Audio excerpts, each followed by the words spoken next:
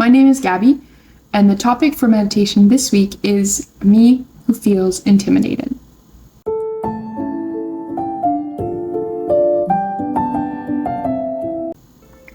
When I think back to the times that I felt intimidated, there's definitely a common thread.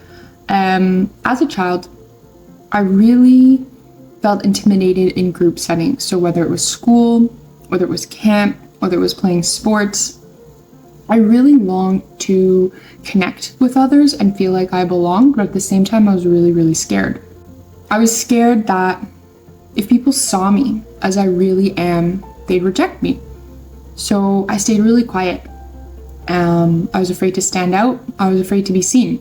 Life felt really serious, really heavy, because I was always on high alert, always waiting, and at times almost paralyzed by this fear. Through meditation, I began to become aware of the underlying thoughts, and the loudest one was that I am not enough. I'm not enough to be liked. I'm not enough to navigate relationships or life. So I hid from the world, I hid from others, and I hid from myself.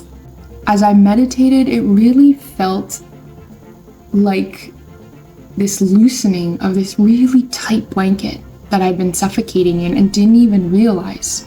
And it was only as it loosened, as I meditated, that I began to feel like I could breathe again. It was this sense of relief, this sense like my body could finally start to relax.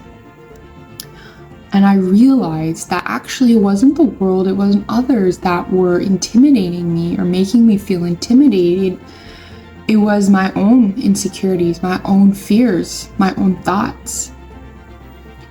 And actually, what I've come to realize with every topic that I've meditated on is there's always an underlying thought, this fear that I am not enough. And to me, that means that at my core, I reject myself.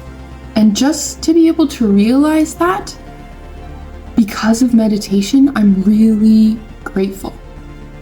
That may seem odd to say, but to realize that it's coming from me means that I become empowered. Because it means that this seeking to be enough, I'm not going to find it outside. It's really something that's within me. And to be able to start and little by little accept myself, accept that I make mistakes, accept that I say the wrong thing, that I mess up, that I fall down, that I get angry, that I push people away, that I get attached to people, to accept that I'm not perfect.